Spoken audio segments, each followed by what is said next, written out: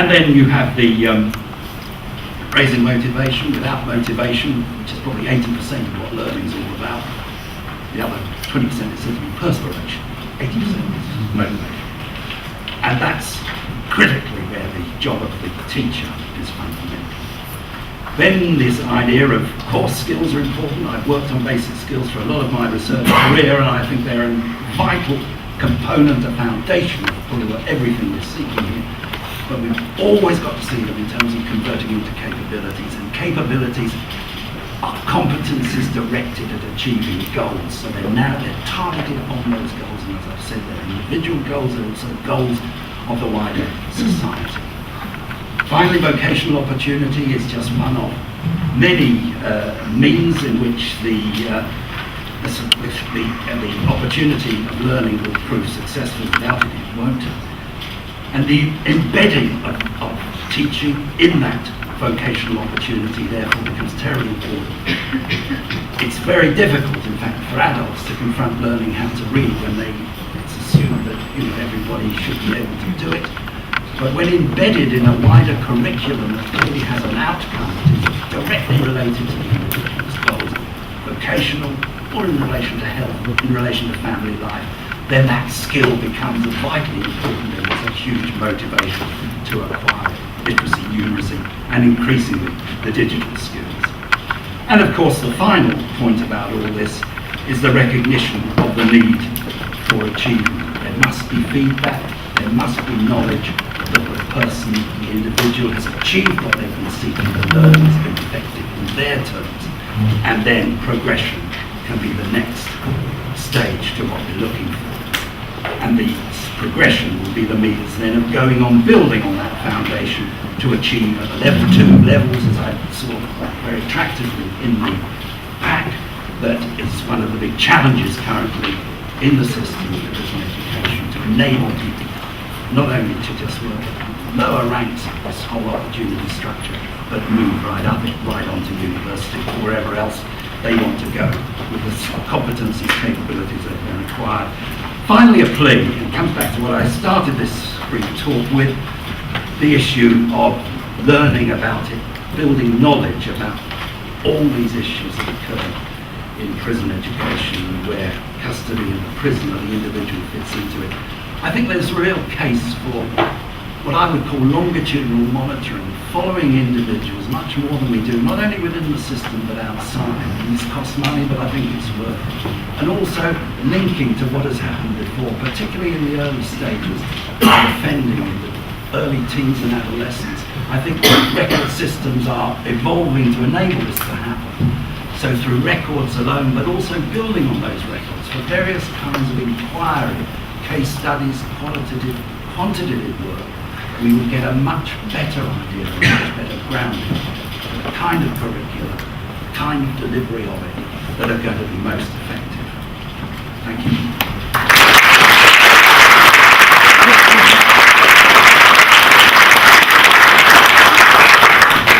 We'd love to have more time to question John as well, but unfortunately we must stop and eat lunch, otherwise everyone will pay. Can I invite our drummer to come up whilst I do the final announcements?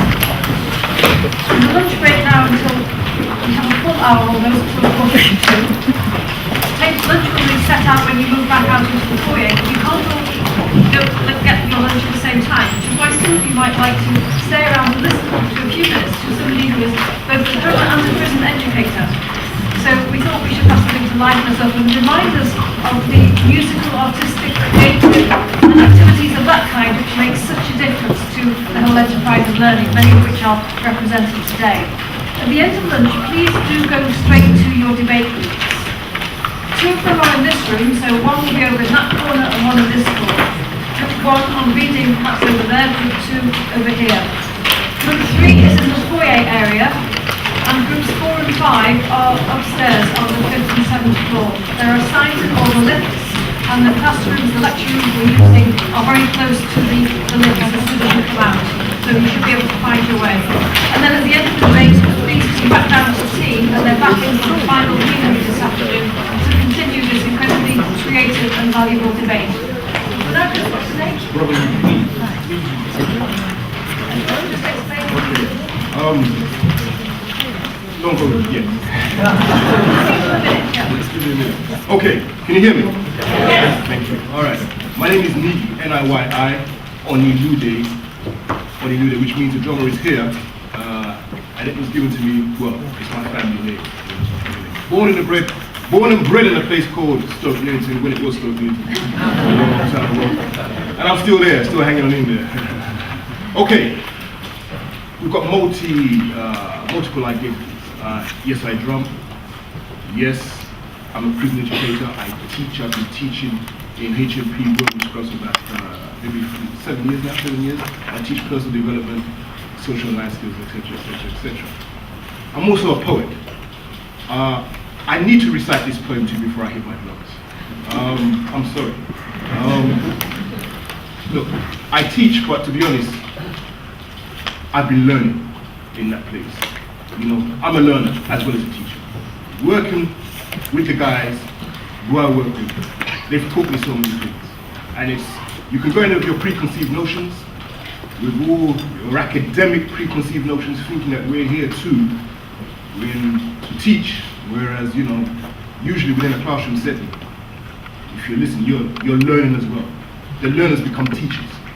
So these young guys, some young, some old, they've taught me a lot of things. First, one thing they've taught me is humility, humble yourself. So this poem is called Rising Sun. As one of the speakers says, I try to be as optimistic as possible. You know, I'm into optimism. So this one is called Rising Sun. So please bear with me. Rising sun, suns are rising. Rising sun, suns are rising. Rising sun, suns are rising. Your quest has just begun. How do you define your identity in a world that promotes immoral promiscuity, concocted forms of masculinity, presenting the ugly as refiners of inner beauty, negative images of mediocrity, causing destruction with so much ferocity, mentally destabilized with so much velocity? Is this the final apocalyptic catastrophe? What does it mean to be a man of today, seeing young souls being blown away? What does it mean to be a man of today when everybody's mind is on loan today? Tired of this cultural, materialistic vulgarity, let's adhere to a vision of spiritual clarity. Destroy and neutralize these notions of barbarity. Positive living should be seen as a charity. If you're on this thing, you know what I'm on. The price is high, many have come and gone. Chatting all the time is sometimes too long. A narcotic, narcissistic phenomenon. To fight this thing, you must be strong. Come with me, let's push it along. Fight like a man, you can't go wrong. Yes, big man, let's sing this song. What does it mean to be a man of today, seeing young souls being blown away? What does it mean to be a man of today when everybody's mind is on loan today?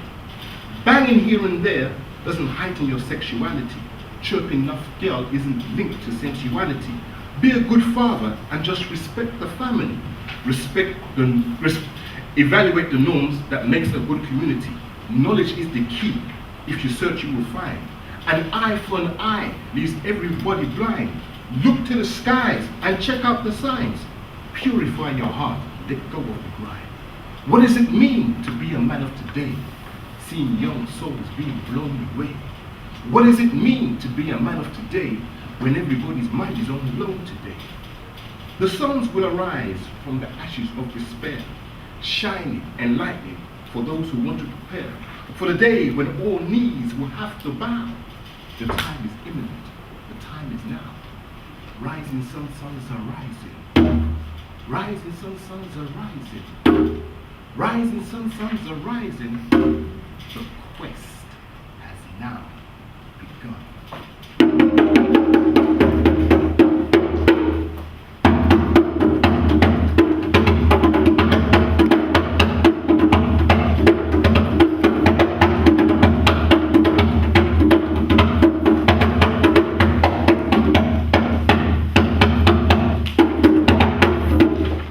Clap your hands to the beat and get more on your way out.